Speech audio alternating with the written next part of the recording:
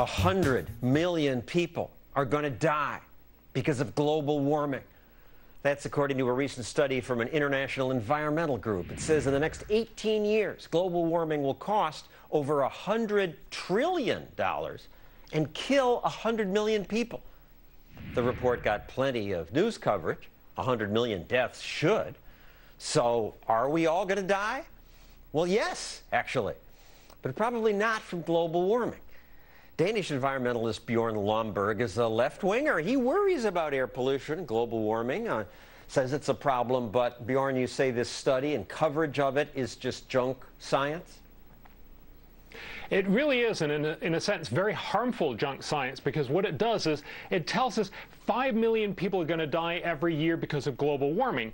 But what they failed to tell us was it had nothing to do with global warming.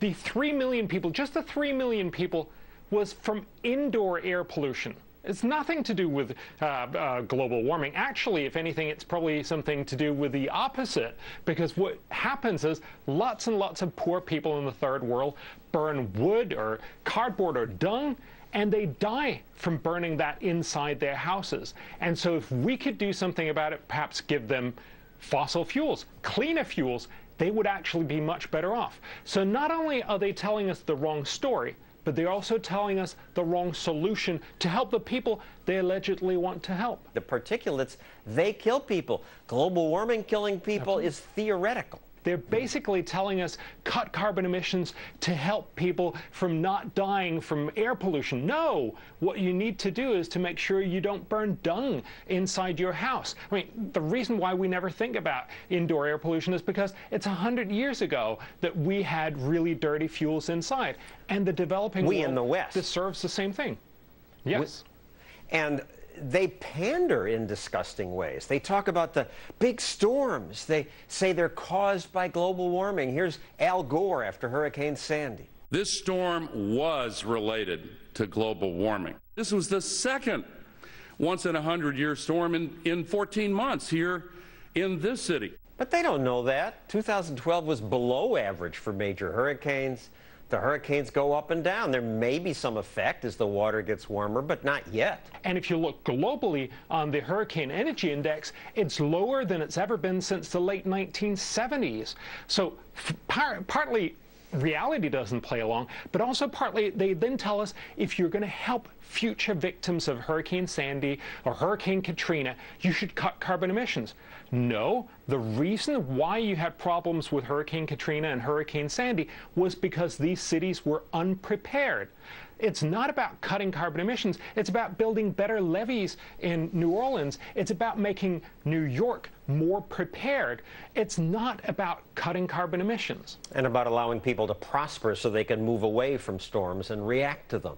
Other environmental scare stories. Last year, headlines screamed about how genetically modified foods cause tumors in rats. And look at these scary pictures. It looks like the rat ate a tennis ball. I mean, that would terrify me.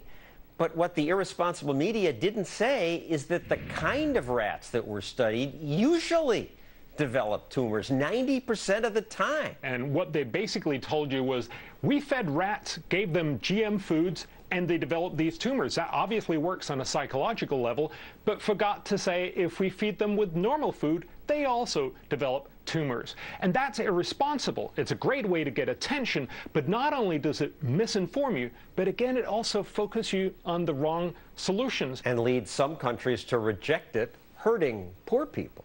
Let's end with your favorite scare story. A few weeks ago, Newsweek warned us about the end of pasta. It said social unrest could explode in China, where noodles are the main staple. If we humans want to keep eating pasta, we will have to take much more aggressive action against global warming. Seems like a joke to me, but they're serious. It's a story you almost can't believe they made, which is absolutely ridiculous. What they're telling us, and again, these stories typically have a grain of truth in them. They're telling us that fundamentally that wheat is the most heat-intolerant species of all the major grains. That's true. And so they're worried as temperatures rise from global warming, we're essentially not going to be able to produce any wheat. Well, fundamentally we've seen that in the last 30 years that's been totally disproven, because temperatures have risen and we've dramatically increased production of wheat. Why? Because we're really good at doing that. Farmers are smart. They have better varieties, they have more irrigation, and they have more pesticides and fertilizer. If anything, we're going to see probably a 40% increase to mid-century of all the major grains, which of course means your pasta is safe.